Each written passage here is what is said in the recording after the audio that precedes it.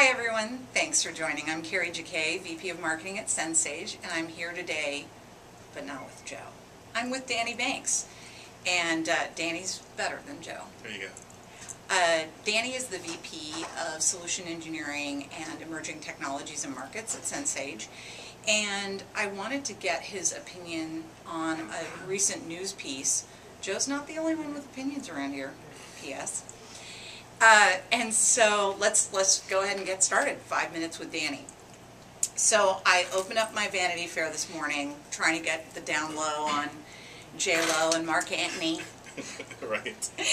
And lo and behold, there's a story, an exclusive piece, with McAfee sharing some news about a command and control server that's been active for over 5 years, impacting 70 organizations, small, large, public sector, private sector, and in 14 or more countries.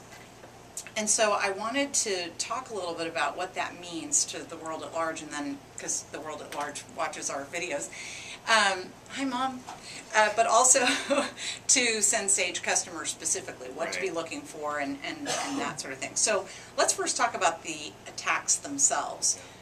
What was your sort of big takeaway? Yeah, so I think the big takeaway is that this is just another wake-up call in terms of this particular attack. It's probably the largest, but mainly the longest series of exfiltration attacks, right? Data leakage attacks that has happened across the globe. Right. And it looks like it's one particular state actor that was kind of the target.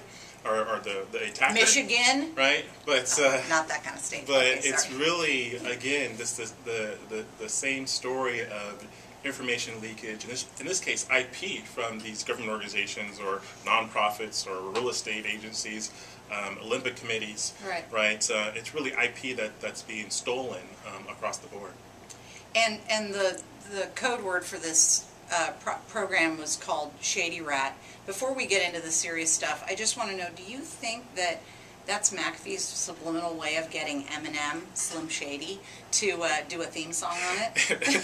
Well, so it is kind of a catchy, code word, operational ShadyRAT. Definitely a little catchy to it. Maybe there, I don't know.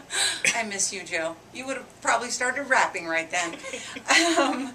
Okay, so seriously, yeah, I agree with you. The length of time, the duration of the attacks is a big thing. When I think about the number of event logs someone will have to go through to really do the forensics on this, it's staggering, right?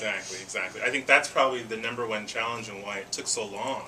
#1, to kind of do the investigation, but then the fact that once they did the investigation, it started with looking at the event logs. Right. The logs showed from this command and control server that these attacks happened over years worth of data. So it wasn't your typical, oh yeah, I just have 90 days worth of data or maybe 30 days worth of data, and for that matter only have filtered information or aggregate information.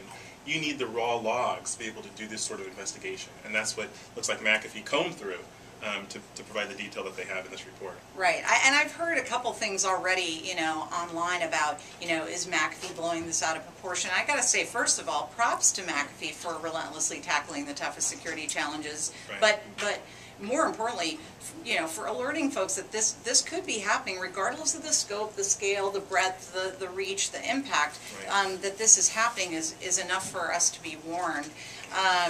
So yeah. To the peeps at McAfee. The shield's so hard to do. Well, I think what they're exposing is that, and something that Joe has mentioned before, is the audacity. I think Dimitri mentioned that, the audacity of these attackers, and it's also just simply the patience. Right. The fact that they've gone in, they broke in, and then lied low for years. Right. Just the patience and the audacity. That's the difference. Cyber cunning, I say. That's the difference that we're seeing in these sorts of attacks, which again, from a remediation standpoint, requires us to be more lie low and be patient and look over data over long periods of time. Exactly. I totally agree. And in fact, that's one of the big, topics on the Open Security Intelligence Forum is, how to use business intelligence best practices against things like this. Because obviously, even if the IT person had remediated, a single desktop that was, infected, or a shared drive that had an executable on it that was bad,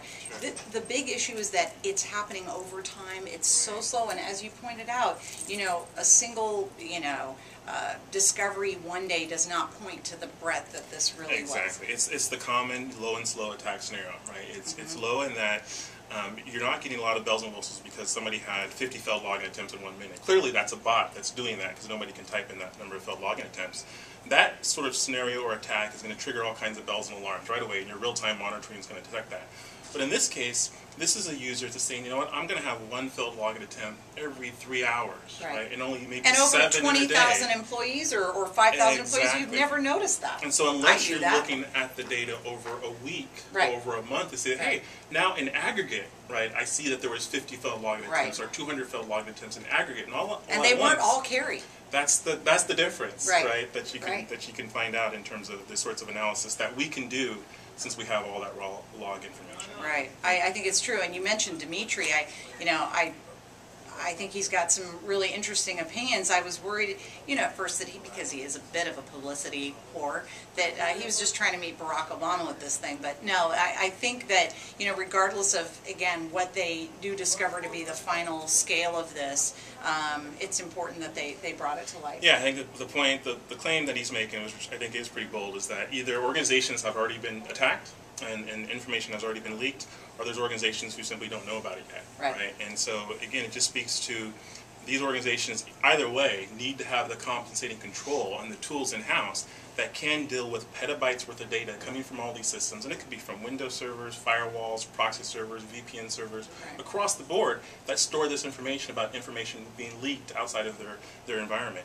And you need to be able to store that in one place and then do the analysis that we provide. Right. So you said all the right event data, and really in our mind anything with a timestamp is worth storing. Exactly. Being able to store lots of it and not have to worry about the scale and the number of servers you're going to need. Being able to access it, I think that is a huge piece that we are really good at, because obviously we were purpose built for this kind of issue. And then the sophisticated analysis. So let's talk a little bit about what they're going to have to do next. I think organizations, Sensage and otherwise, are going to have customers are going to have to think about the next steps in trying to figure out whether they were impacted, maybe not by this, but the next thing around the corner. Yeah, you got to do your investigations, and so you got to go back and look at your logs, right? And then you have to say, okay, well, how much log data do I have? Do I only have 30 days or 90 days because it was expensive and I didn't have the right tools to store that breadth or depth of information?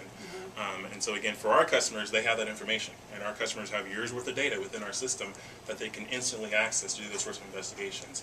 And it's not filtered information, it's not just firewall drops. Oh, right, that's important. It's firewall accepts, and it's not just aggregate information, it's not just stats, it is the raw log detail information that they can use to do their investigation and their remediation. Because how important would it be, as we're thinking about, these guys going back, looking at the logs, and if there's some issue with the fidelity of the data. So it's been normalized, or it's been put into some structure that isn't going to necessarily point. Right. It's been aggregated, right? So they don't have the details anymore. Right. It saves on disk space, it saves on processing in terms of the servers, but then, like I said, you lose the fidelity, you don't have that detail. Yeah. Totally makes sense. Any other parting thoughts around this? No, again, I think it's really the value here and being aware of what McAfee has reported is, again, just for these organizations across the board, small or large, nonprofits to government organizations, is to be aware of their security posture and have the right tools and technologies to be able to do these sorts of investigations, because it's happening to everybody. Right. Good point. Thank you so much. That was 5 minutes with Danny, and we'll be back again with Joe, or not, soon. Come back, Joe. Come back, Joe. Thank you. Peace out. Thanks, Gary.